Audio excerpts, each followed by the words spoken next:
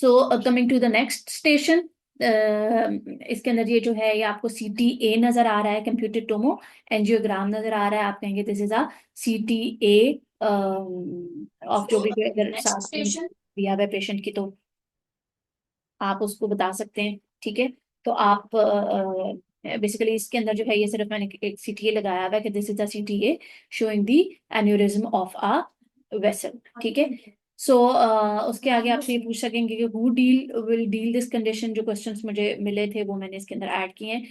तो this is basically a pseudo aneurysm. ठीक है, और इसके अंदर जो है वो जी, so this is a CTA showing the pseudo aneurysm या aneurysm of a an artery. ठीक है, और who will deal this condition, तो ये इंटरवेंशनल रेडियोलॉजिस्ट जो है वो इसको डील करता है। ठीक है, और ये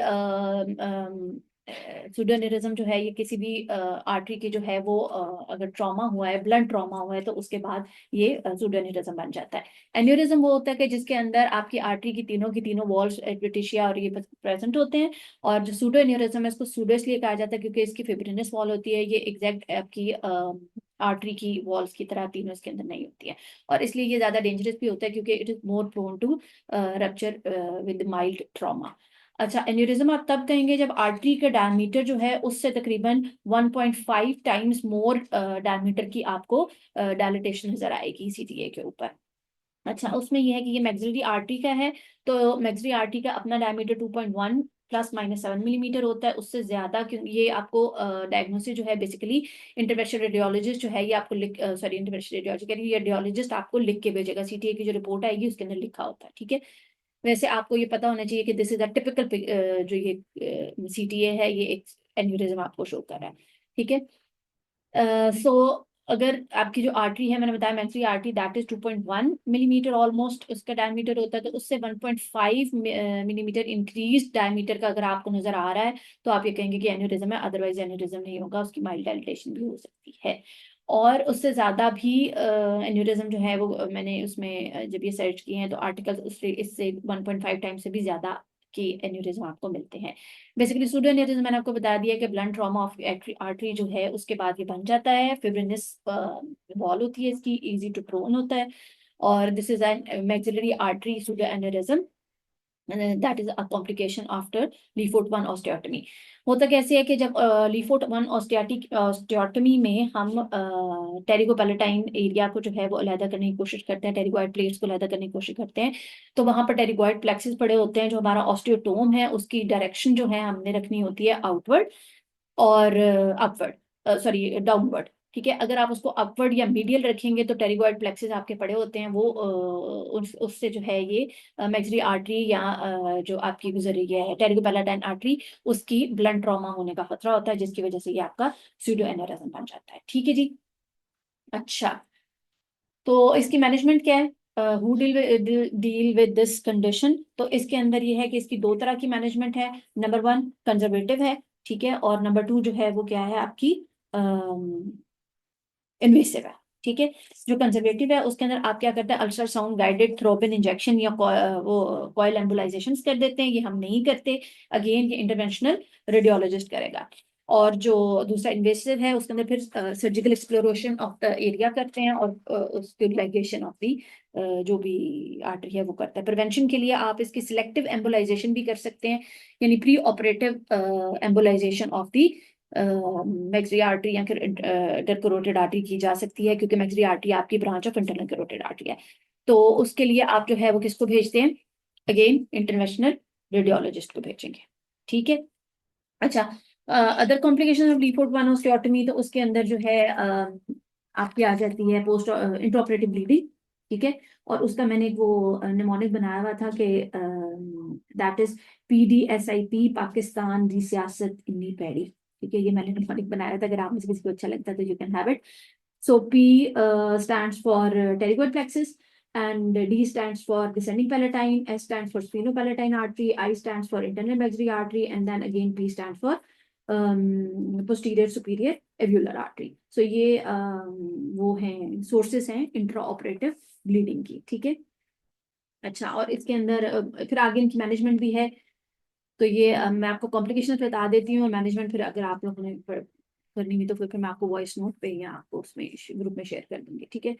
इंट्राऑपरेटिव ब्लीडिंग का हमेशा पूछते हैं, कौन कौन सी एरिया से होते हैं वो पूछते हैं, ठीक है, कैसे आप इसको कंट्रोल करते हैं, ठीक है। उसके अंदर आपने अगर सबसे पहले तो आप प्रेशर पैक देके इसको जो है कंट्रोल करने की कोशिश करते हैं। लोकल वेजोकंस्ट्रिक्टर्स डाल सकते हैं, एपिनेफ्रीन 1/100,000 वूंड एरिया में डाल के, ठीक है। और उसके अलावा टॉपिकल एप्लीकेशन ऑफ कोकेन या ऑक्सीमेटाजोलोन मेटाजोलिन ऑन द नेजल म्यूकोजा भी है, ठीक है। या फिर रिवर्स ट्रेंडल बर्ग पोजीशन कर देते हैं, हाइपोटेंशन कर देते हैं इंट्राऑपरेटिव पेशेंट की, तो ये इसकी मैनेजमेंट, ठीक है। पैक रख के उसको पैक रख के अपनी जो ये मैक्सिला है पेशेंट की, उसके ही जो आपने डाउन फ्रैक्चर की हुई है उसी को ही आप अगेंस्ट दी अपर जो एरिया है उसके साथ आप उसको 15 से 20 मिनट के लिए प्रेस करके रखते हैं, ठीक है।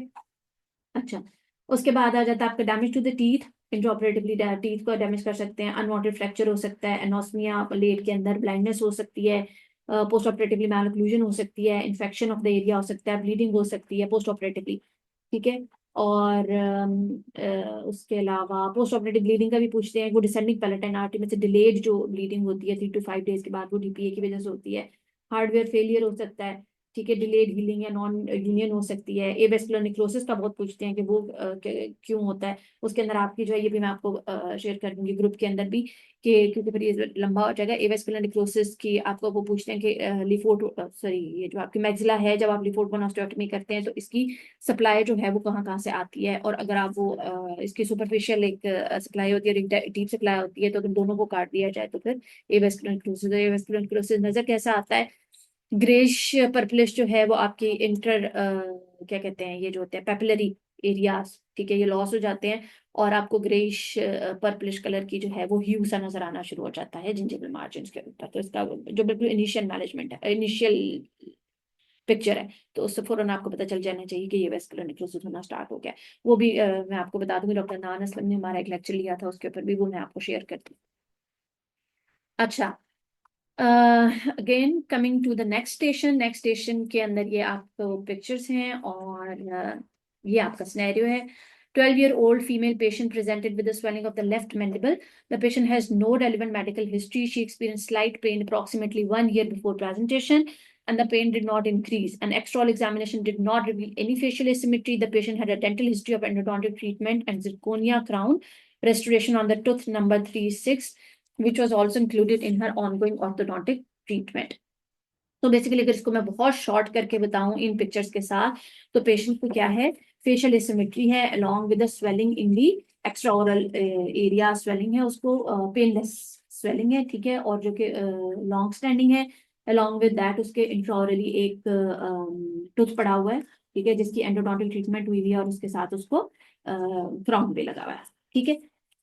और पेशेंट जो है वो यंग एज पेशेंट है। सो ये सारे अगर आपको क्लिनिकल साइन सिम्टम मिल रहे हैं और इस किस्म की पिक्चर आ रही है, या आपको यहाँ पर नजर भी आ रही होगी, ये डबल आप कह लें इसको, एक आपको पेरियोस्टियम नजर आ रहा है, डबल सब पेरियोस्टियल एरिया नजर आ रही है यहाँ पर बोन का, तो आप इसको, ये क्या है आपका गेरीज ऑस्टियोमाइलाइटिस आपका इसका डायग्नोसिस बनता है। सो अगेन अगर आपसे पूछते हैं डिस्क्राइब हर कंडीशन, या वो पूछेंगे कि जी डॉक्टर साहब को क्या नजर आया, तो आप कहेंगे कि on the basis of radiographic and clinical या असेसमेंट, तो आप इसकी अगेन मैं वो कहूंगी कि आप इसकी डीडी बताएंगे, ठीक है, डिफरेंशियल डायग्नोसिस बताएंगे आप, पेट डायग्नोसिस आप इसका नहीं बताएंगे। लेकिन अगेन आप कहेंगे कि मोस्ट प्रोबेबल डायग्नोसिस, या हाँ ये कह सकते हैं कि my most probable diagnosis is Garre's osteomyelitis, ठीक है। उसके साथ फिर डिफरेंशियल अगर वो आपसे पूछते हैं तो आप you can explain, you can name the differentials as well. Otherwise मैंने आपको बताया कि मोस्ट प्रोबेबल डायग्नोसिस बताएंगे अनटिल अनलेस कि आपके पास हिस्टोपैथ अवेलेबल हो, क्योंकि गेरीज ऑस्टियोमाइलाइटिस की जो है डायग्नोसिस वो आपकी क्लिनिकल और रेडियोग्राफिक बेसिस पे हो जाती है। अगर आपको कोई ऑनगोइंग कॉज नहीं मिल रही, ये आपकी क्रिस्पन स्कली जो है ओरल मैक्सिलोफेशियल मेडिसिन की, वो आपको ये कहती है, ओरल मेडिसिन की, वो ये कहती है कि अगर आपको कोई ऑन गोइंग इसको क्लिनिकल कोई वो नहीं मिल रही, कॉज नहीं मिल रही, फॉर एग्जांपल कोई एंडोडोंटिक ट्रीटेड दांत नहीं मिल रहा, कोई आपको लोकल इरिटेशन नहीं मिल रही, कोई ऐसी इरिटेशन का कोई लोकल एरिया नहीं मिल रहा, तो फिर आप you can go for the histopathogenesis. Otherwise इसकी जो है क्लासिकल जो पिक्चर है आपकी पेशेंट की रेडियोग्राफिकली, अलोंग विद दैट जो उसकी अगर कोई इरिटेटिव मटेरियल पड़ा हुआ है तो कॉज पड़ी हुई है लोकल, तो वो आप उसके बेसिस के ऊपर इसका diagnosis, probable diagnosis Garre's osteomyelitis दे सकते हैं। डिफरेंशियल के अंदर बेटे जी आ जाता है इसका इविंग सार्कोमा, उसके अलावा आपका हो जाता है जी ये ऑस्टियोजेनिक सार्कोमा, फिर चेरोबिज्म, फिर osteomyelitis, initial stages of osteomyelitis, histiocytosis X, और एक कंडेंसिंग ऑस्टियाइटिस जो है वो भी क्रिस्पियन स्कली के अंदर ही मैंने ये पढ़ा था कि इसके अंदर लिखा हुआ है, लेकिन वो कहते हैं कि इसके अंदर कंडेंसिंग ऑस्टियाइटिस और गेरीज ऑस्टियोमेलाइटिस, इन दोनों में फर्क ये है कि इसकी एंडोस्ट्रियल जो है वो होती है, क्या कहना चाहिए, ओरिजिन होता है इसका गेरीज ऑस्टियोमेलाइटिस का, और ये इसका जो कंडेंसिंग ऑस्टियाइटिस है इसका पेरियोस्टियल ओरिजिन होता है। ठीक है, यानी ये पेरियोस्टम से पीछे की तरफ आती है। ठीक है, और इसके अंदर अनियन जो स्किन अपीयरेंस है वो भी नहीं आती, नजर नहीं आती। अनियन स्किन अपीयरेंस आपको टिपिकली इविंग सार्कोमा या फिर गेरीज ऑस्टियोमाइलाइटिस में नजर आती है। ठीक है, पैथोफिजियोलॉजी इसकी पहले बता देती हूँ, फिर मैं आपको इसके मैनेजमेंट में आती हूँ। पैथोफिजियोलॉजी या पैथोजेनेसिस जो है बेसिकली वो इसलिए पूछते हैं कि जो इसकी अनियन स्किन अपीयरेंस आती है उसके लिए ये पूछते हैं, मेन वो ये पूछना चाहते हैं कि ये अनियन स्किन अपीयरेंस क्यों आती है। तो आप उसके अंदर बताएंगे क्योंकि जो यंग पेशेंट्स होते हैं उनके अंदर ये बेसिकली जो है ऑस्टियोमाइलाइटिस जैसे मैंने आपको बताया, इसके अंदर जो ऑर्गेनिजम्स इन्वॉल्व हैं वो स्टेफिलोकोकस ऑरियस होते हैं, स्टेफ पायोजेंस होते हैं, स्टेप्टोकोकस भी होते हैं, ये मतलब मल्टीपल बैक्टीरियाज होते हैं। लेकिन जो इसकी सोर्स ऑफ इरिटेशन है वो बैक्टीरिया नहीं होती, उनके जो बाय प्रोडक्ट्स के अंदर एंटोटॉक्सिन और टॉक्सिन्स रिलीज हो रहे होते हैं, वो ट्रिगर करते हैं जो यंग चिल्ड्रन या एडोलेसेंट्स की जो ऑस्ट्रोजेनिक पोटेंशियल होती है पेरियोस्टियम की उसको, और क्योंकि वो इंक्रीज पोटेंशियल होती है तो वो रिस्पॉन्ड करते हैं लो ग्रेड इन्फेक्शन को इन दी वे कि वो उसको इनकेप्सुलेट करना चाहते हैं जो भी बाय प्रोडक्ट्स हैं उनको, और इनकेप्सुलेट नहीं कर पाते तो वो जो है वो लेयर्स की फॉर्म में पेरियोस्टियल बोन डेपोजिशन होनी शुरू हो जाती है। ठीक है, और उसकी वजह से जो आपको ये अनियन स्किन अपीयरेंस नजर आती है। ठीक है, ये इसका बेसिकली पैथोजेनेसिस है। ठीक, हिस्टोपैथोलॉजिकली आप देखेंगे तो आपको न्यू बोन फॉर्मेशन की मल्टीपल एरियाज नजर आएंगे, longer trabeculae radially arranged cortical bone with infection infiltration of lymphocytes and plasma cell, जो कि low grade infection chronic inflammation के साइंस है। ठीक है जी। अच्छा, और मैंने आपको बता दिया कि वो क्रिस्पिन स्कली ने कहा कि अगर साइनस सिम्टम्स लोकली ना हो तो फिर आप हिस्टोपैथ करें, अदरवाइज मतलब बोन बायोप्सी जो है वो अगर आप करवाना चाहें तो ठीक है, अदरवाइज इसकी क्लिनिकल रेडियोलॉजिकल बेसिस पे आप मोस्ट प्रोबेबल डायग्नोसिस अपना दे सकते हैं। अच्छा, इमेजिंग क्या क्या कराएंगे, इमेजिंग के अंदर जो है ऑर्थोपेंटोमोग्राम। ठीक है, ऑर्थोपेंटोमोग्राम से क्या नजर आएगा, आपको लोकल कॉज नजर आएगी, अलोंग विद दैट आपको जो है वो मीडियोलैटरल बोन डेपोजिशन नजर आएगी। ठीक है, बेस्ट वे इमेजिंग जो है इसको देखने के लिए वो लोअर जो है वो है occlusal view, lower occlusal view along with the lateral oblique view है। ठीक है, लैटरल ऑब्लिक में वो कहते हैं कि एंट्रोपोस्ट सुप्रो इंफीरियर और मीडियो लैटरल दोनों बोन की एक्सटेंशन जो है वो आपको नजर आती है। ठीक है, ये भी जो है ये मैंने पढ़ा क्रिस्पियन, मैंने आपको बताया ये जो नोट्स बनाए हुए मैंने क्रिस्पियन स्कली से बनाए हुए।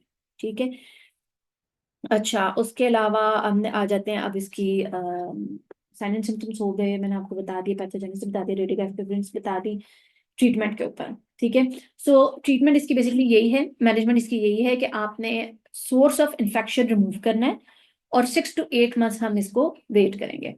ठीक है, सोर्स ऑफ जो भी इरिटेशन है, अगर वो कोई केरियस टूथ पड़ा हुआ है तो आप उसकी एंडोडोंटिक ट्रीटमेंट कर देंगे, अगर कोई आरसीटी ट्रीटेड दांत है उसके एक्सरे करवा के देख लेंगे, उसकी री आरसीटी होने वाली है तो वो करवा देंगे, कोई भी लोकल इरिटेटिव कोई भी कॉज है तो आप उसको रिमूव करेंगे, और फिर उसके बाद हम इसको 6 to 8 मंथ्स के फॉलोअप पे रखेंगे कि 6 to 8 मंथ्स के अंदर जो है वो इसकी क्या कहना चाहिए कि बिल्कुल रेजोल्यूशन ऑफ द ये जो स्वेलिंग है या ये बोनी जो मैस है ये रेजोल्यूशन हो जाती है इसकी 6 to 8 मंथ्स के अंदर। ठीक है,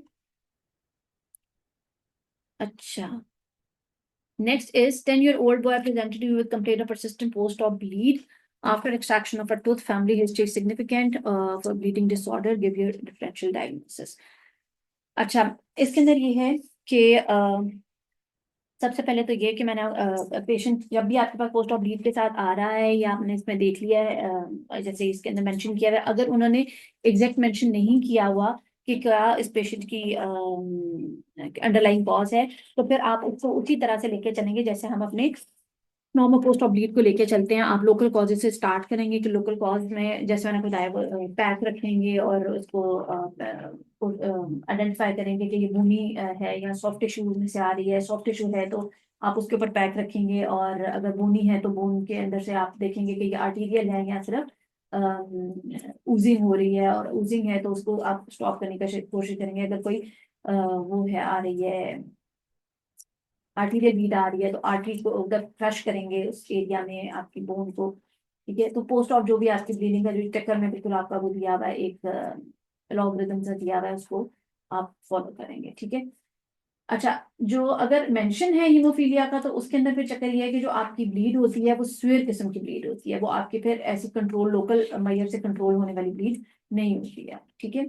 अच्छा, हम ये अपना स्टेशन कर रहे थे, टॉक स्टेशन कर रहे थे ज़ूम के ऊपर, but because of the internet issues ये नहीं हो पाया, तो मैं इसको रिकॉर्ड करवा रही हूँ, तो फिर ये आप लोग इसको जो है वो रिकॉर्डेड फॉर्म में देख लीजिएगा, ठीक है? अच्छा, सो हमारा स्टेशन था स्टेशन नंबर 5 था, जिसके अंदर मैं आपको बता रही थी हीमोफीलिया का। सो हीमोफीलिया जो है मैंने आपको बताया कि अगर तो मेंशन नहीं है कि पेशेंट को जो है वो हीमोफीलिया है, जिस तरह इसके अंदर सिर्फ ये कहा है कि कोई ब्लीडिंग डिसऑर्डर है, ठीक है? तो आपने उसके अंदर शुरू जो है उसी तरह से लोकल मेजर से करना है, और फिर उसके बाद जो है आपने उसकी हीमोफीलिया की एक ही मैनेजमेंट पे आना है। अगर आपने लोकल मेजरमेंट है तो जिस तरह वही मैंने आपको बताया कि आपने उसको प्रेशर पैक देना है, और बोन है तो उसको क्रश, तो बोन के इस एरिया को क्रश कर देना है अगर आप बोनी कोई वो आ रही है, ब्लीड आ रही है, ठीक है? उसके अलावा जो आपके वही रिज़ॉर्बेबल जेलेटिन स्पॉन्जेस हैं, जेल फॉर्म जिसे कहते हैं, जो कि कैपिलरी टाइप की ब्लीडिंग अगर आ रही हो तो उसके अंदर जो है हम देते हैं, क्योंकि वो प्लेटलेट डिस्रप्शन को जो है वो फिब्रिन नेटवर्क बनाता है, ब्लड क्लॉट बनाता है और प्रमोट करता है उसको प्लेटलेट डिस्ट्रप्शन को। तो उसकी वजह से क्या होता है कि वो क्लॉट बन जाता है आपका। अच्छा, उसी तरह से उसके अलावा ऑक्सीडाइज़ सेलुलोज़ हैं, ठीक है?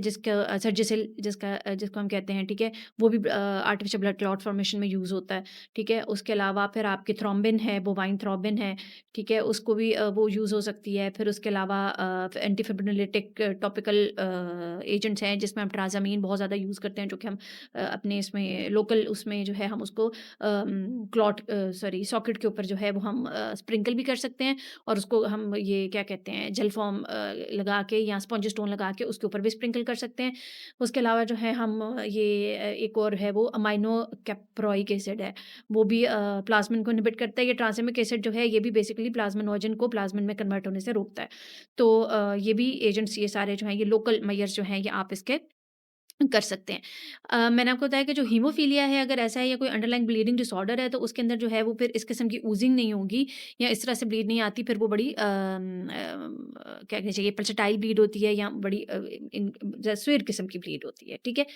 तो लोकल मेजर्स उसके अंदर जो है वो अनसक्सेसफुल हो जाते हैं, और उसके अंदर फिर आप जो है वो देखेंगे एक्सरे जो अगर मैनेजमेंट के हिसाब से जाएँ तो फिर आप कहेंगे कि मैं इसकी बेसलाइन इन्वेस्टिगेशंस कराऊँगा, एक्सरे करा के देखूँगा कि नीचे कोई इसकी लीजन तो नहीं पड़ी हुई, जो कि वैसे यूजुअली जो है हम प्री ऑप एक्सरे हम करवाते हैं। लेकिन आप ये बात मेंशन करके अगर ये पेशेंट मेरे पास किसी और ने किया और आया और मेरे पास उसकी प्री ऑप इन्वेस्टिगेशन नहीं है तो उसके अंदर मैं उसका प्री ऑप एक्सरे जो है वो करवाऊँगा, देखने के लिए कि कोई अंडरलाइंग कोई एवी मैल्फॉर्मेशन, कोई सिस्ट, कोई ऐसी कोई लीजन तो नहीं पड़ी हुई जिसके अंदर से ब्लीड आ रही है। उसके अलावा मैंने आपको बताया बेसलाइन इन्वेस्टिगेशन आप बताएँगे। बेसलाइन इन्वेस्टिगेशंस में बेटे जी आप सीबीसी कराएँगे, पीटी कराएँगे, एपीटीटी कराएँगे, ब्लीडिंग टाइम कराएँगे, पूरी जो ब्लीडिंग प्रोफाइल हम कहते हैं आईएनआर कराएँगे। अच्छा, उसके अलावा हीमोफीलिया ए के और हीमोफीलिया बी के आप लेवल फैक्टर लेवल भी करवाएँगे, और उसके अलावा जो है वो आप ये आपकी शाहरुख खान बकेरी में लिखा हुआ है राइसोटेस्टिन कोफैक्टर लेवल्स, ये भी आप करवाते हैं टू टू रूल आउट के ब्लीडिंग डिसऑर्डर क्या है, ठीक है? उसके बाद आ जाता है आपके पास कि how will you investigate for haemophilia A. तो बच्चे ये क्रिस्पियन स्कली के अंदर जो आपकी ये है प्रॉब्लम सॉल्विंग क्रिस्पियन स्कली, उसके अंदर जो है ये लॉगरिदम दिया हुआ है एक बहुत अच्छा सा, उसके अंदर उसने बताया हुआ है कि अगर आपका प्लेटलेट काउंट कम है तो फिर वो थ्रोम्बोसाइटोपेनिया है, ठीक है? और बाकी चीज़ें आपकी नॉर्मल है। अगर आपका प्लेटलेट काउंट नॉर्मल है लेकिन ब्लीडिंग टाइम आपका जो है वो प्रोलॉन्ग्ड है, तो आप एपीटीटी को देखेंगे। एपीटीटी अगर आपका नॉर्मल है तो फिर ये आपका डिसऑर्डर ऑफ प्लेटलेट फंक्शन होगा, ठीक है?